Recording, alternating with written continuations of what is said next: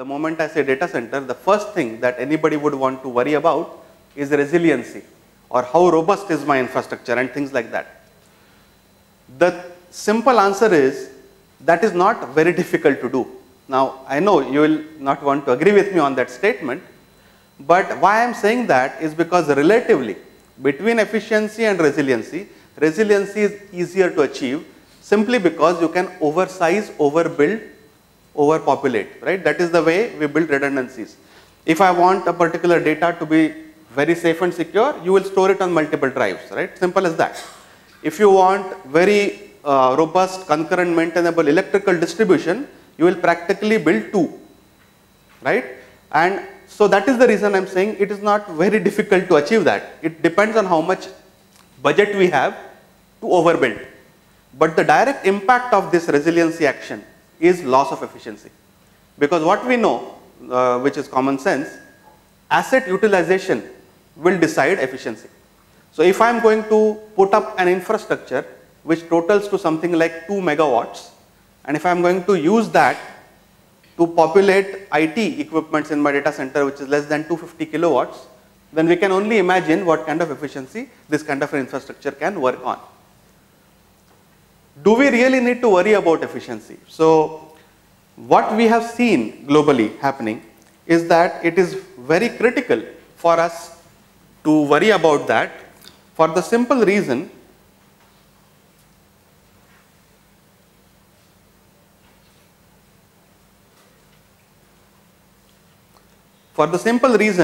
that energy consumption of data centers is more than 75% of the expense of the data center if you look at a lifetime of a data center.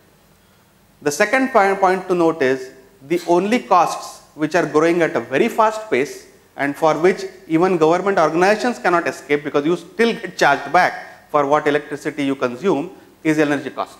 And as a result, because it is such a large component, we need to focus on. You would have seen these brands around you, which are all Schneider brands now, but you know they used to be different organizations at a given point of time. And all of these organizations you would have noticed, and I am sure many of you will remember, used to talk about creating higher efficiencies in terms of power distribution, in terms of power management, in terms of power conditioning, and so on and so forth. The idea behind acquisition of these brands was not simply to become a one-stop shop, right? The aspiration of Schneider Electric is not to become a mall, right, at the end of the day. So I will share with you what is the benefit of having so many technologies and brands together by which we can create something more than just the aggregation of these brands together. Because that is not the idea that Schneider actually wants to follow.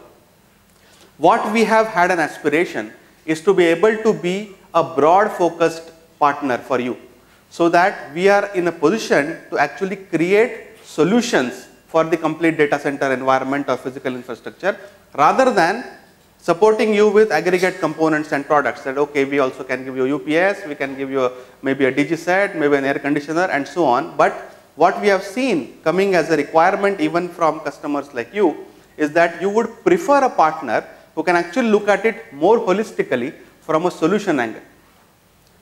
We also continue to do subsystems and components. I am not saying we don't do that, but the benefit of looking at it holistically from a solution angle is that when I want to have this trade-off between resiliency and efficiency, a single owner of the solution always helps. Because what happens at the end of the day, there is a trade-off. What components need to compromise so that the overall system becomes optimal, right? And if the controls of all the subsystems are at a single point, only then that decision can be taken. Otherwise, it's more of democracy at work, right? Or whose voice is louder will get his way, not what is right for the solution from an optimization perspective. As a result of that, as a focus of data centers from Schneider Electric, we have not limited ourselves to only creating solutions. Many times our clients actually tell us that we also need you to partner at a very early stage where how big should the infrastructure be. So we are talking about services related to data centers, services related to audit, services related to strategy and planning, services related to some consultancy activities, etc. Many of the clients also started telling us a few years back that okay, you have created a solution for data center, you are able to do turnkey data centers and so on. But what good is a highly technological turnkey data center which is not operated in the most optimal way? And as a result, we have also started offering in India services with respect to critical facility operation, which means Schneider trained Schneider resources can actually be on site to operate a critical facility like a data center. The pressures on data centers are known to all, right? So I would actually not like to spend too much time on that, but basically what we are talking about, technologies like cloud computing, virtualization is driving IT to higher densities. Dependence on IT itself is growing. I saw some presentations earlier where we are actually talking about why not I call up somebody on my laptop and have a video conference call with him. Now all this has to be dependent on a robust infrastructure, which again boils down to some data center somewhere, right? As a result, because our dependence on IT is increasing so much, the resiliency required from data centers also is increasing, which results in this challenge or the fight. More resilient infrastructure means more overbuilding or redundancies to be built in, which will result in loss of efficiency, which I need to tackle again because energy cost becomes my big problem. And as a result, it's becoming pretty challenging and pretty interesting if you ask me. What did we do as a response? What we did is we acquired a lot of technologies. It was not brands that we were acquiring, right? It was not 2 plus 2 equal to 4, an equation that we wanted to create, but maybe 2 plus 2 equal to 5 or more, right? As a result, what has happened is now we have control as Schneider Electric on technologies that build up that solution for a data center. As a result, we are able to make that decision, which is the most difficult decision to make in the trade-off of how to make the system optimal and not focus on every subcomponent that needs to be optimal for its own self-serving purpose. Our vision for data centers is simple, right? Because I know technology is always very complex, but the strategy that Schneider has selected to go after is to how to make it simple. And the best way to achieve that simplicity with respect to data center infrastructure is to have an integrated approach for the complete system. Standardization, modularity, scalability are the tools that we are going to use so that we are able to provide an agile infrastructure, but which takes care of that trade-off between resiliency and efficiency for the data center solutions. So what is the big approach? The approach is this: focus on the whole system. Now the moment I want to focus on the whole system, the first approach would be, do you really own the whole system? And that is where I'm tying back, why the acquisitions? Because we now own the whole system. So right from the transformer, an 11 kV transformer or a 33 kV transformer, to that cable which actually connects into the IT equipment or a server, it's a solution that is owned by Schneider Electric, manufactured by Schneider Electric, designed by Schneider Electric, integrated by Schneider Electric, and so on. And that gives us the strength to actually create systems which are optimum rather than subsystems which are very efficient but overall don't really work in an efficient manner. Standardization and modularity also has another benefits. The other benefit of standardization and modularity is repeatability, right? When we talk about creating large manufacturing setups, the idea is one particular product which has been designed in a very perfect way can be mass produced. And that is where we don't waste time in designing it again and again and so on and so forth. Very simple, right? And that we see almost everything that we buy as products today comes out from that approach. The challenge that we took on ourselves is, why can't data centers be like that? Why do I need you to spend extensive amount of time, usually in months if not years, to design the perfect infrastructure, whereas most of the components today are actually standardized? I would like your opinion on it. If I claim more than 97% of equipment that go into data centers are actually standardized with respect to footprint, with respect to mounting capabilities, with respect to the standard that it follows, right? So why do I need to go through an extensive engineering exercise every time? So what we decided to do about is create standardized approaches which can make building or designing data centers more like buying a car rather than building a house. Now I am sure most of us here have had experiences of building your own houses, right, where we do spend many days to design the right shade of color that you want on a wall, but that has a different purpose to serve, right, an emotional purpose to serve. But from a data center infrastructure perspective, would you want to be doing that for equipment that are expected to just simply perform, right? And that is where we are getting to. So we found in our learning that only focusing on making better components cannot achieve that goal. As a result, the focus has to be on total solution. How do we do that? The next challenge comes in, right? The next challenge comes in, not every data center is equal. The moment I say data center, right, it sounds a simple word, but there can be a co-location data center, there can be a captive data center, there can be a cloud computing data center. I am sure there are some of you here who are from a research background who would also need supercomputing equipment, high performance computing machines, etc. Each infrastructure is different. What we have listed on the slide is a very small snapshot of how it is different. So a same standard of design to optimize a system for an enterprise customer data center cannot be used when I am doing a design for a cloud computing or a co-location kind of a data center. And that is where the understanding of that environment plays a role. So what we have tried to do is create different architectures which are solution agnostic and which are able to provide these four things. Help you eliminate oversizing so that how to achieve higher resiliency without actually overbuilding too much. Because that can help you improve the efficiency, it can help you reduce the complexity in terms of operation, in terms of the design as well because of standardized approaches, and help create a quick approach to data centers. What has made that possible? So as you can imagine, this kind of an approach, which is pretty revolutionary to think about, cannot happen in a couple of years. So you would have seen these announcements happening where all this R&D spend has gone, all these technology innovations have been created. If we talk about capacity management software, whether we talk about modular UPS systems, which I am very proud to be associated with Schneider, because APC was the brand, which is now a Schneider brand, which started that revolution of modular UPSs itself. We started talking about standardized processes. Shouldn't a process of designing a data center be standardized?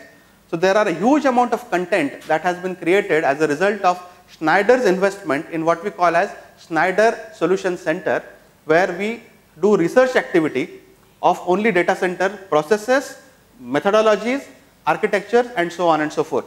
So after doing all this, what we are able to do is have a quick approach for creating a data center with respect to white space, mechanical space, electrical space, safety, security, building management system, physical security, and so on and so forth, while ensuring that these will integrate well together, firstly, because the biggest challenge in data center projects is integration, right? So the benefit of having ownership of all these components is we can assure smooth integration.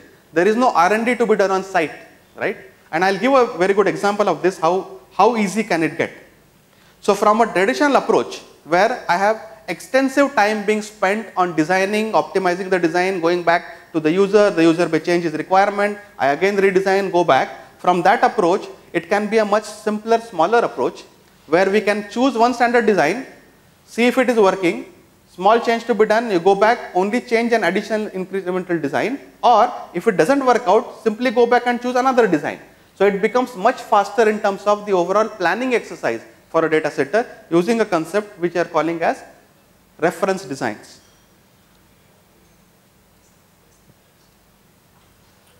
How does this standardization help? Very clearly, it helps you in minimizing every time engineering, right? So every site doesn't need to be engineered for everything again from scratch. It also eliminates unique training requirements because, for example, two data centers, if you transfer one employee from one data center to the other to operate, you should not require extensive training to tell him that, hey, by the way, here there are 100 things which are different than what you are used to, right? And as a result, it can be very useful to improve the resiliency of that infrastructure. We have also done integrations which actually make it much easier to do quick on-site integration and testing as well, and it avoids custom programming for everything. A modular design at every level. Another benefit of owning that complete subsystem component base is this, that if I want to do a modular data center, I cannot think in terms of subsystems and components only. I cannot create only electrical, which is modular, and that capacity not matching with my HVAC, that capacity not matching with my transformers, that capacity not matching with my DG sets and so on and so forth. The benefit of having an integrated approach is that we are able to optimize at a system even in terms of module sizes. So that if you really want to build a data center which is modular and can grow, we can ensure that all the subsystems are of the right module size so that you don't lose out on efficiency. Otherwise, the result is simple. Each component is very efficient. Together, they are not that efficient. Modular designs are not only for data centers. I heard a few people talking before me which also were referencing that, okay, even data centers are changing in the way where they are located. We hear a lot about cloud, right? And so we started a long back where I like to think that even Hotmail was cloud for a mail service in a way, right? And so today the acceptance is increasing. As a result, we are seeing there is a big shift in terms of where the compute equipment is. One myth that I want to target today is, because of cloud, IT is not reducing, right? And I would like somebody from the other technologies who can challenge me.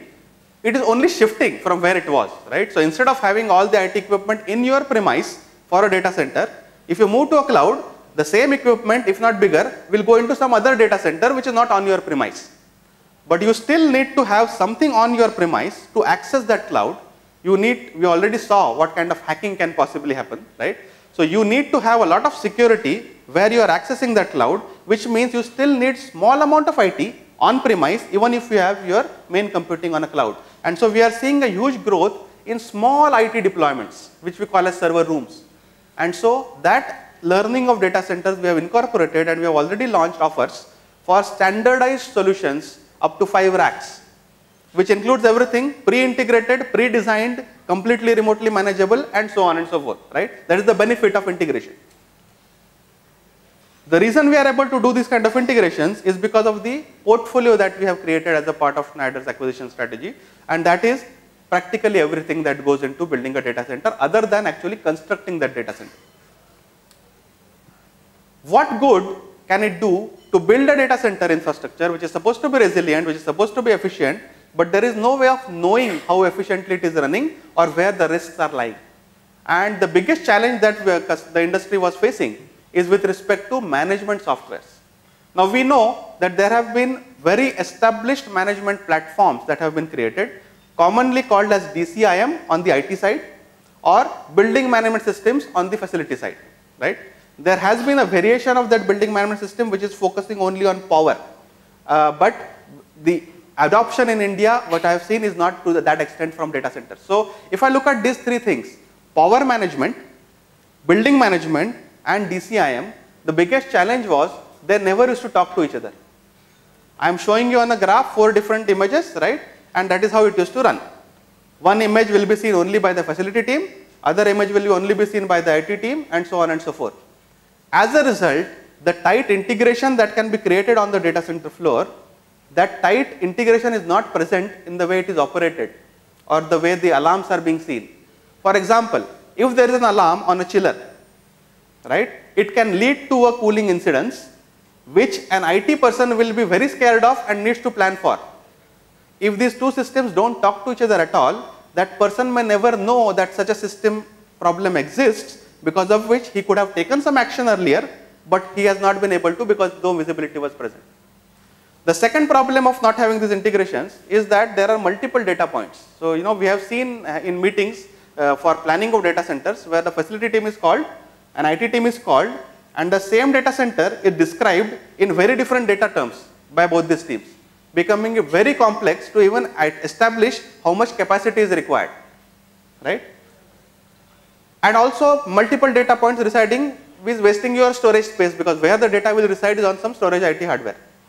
What we have been able to achieve, which is more than 2 + 2 = 4, is that we have created an architecture called as web services, which has already been launched a couple of years back, wherein the entire Schneider portfolio of power management software, building management software, and DCIM can exchange data among themselves. So today we can have a situation where there are multiple equipments on SNMP which are IT friendly from a communication perspective.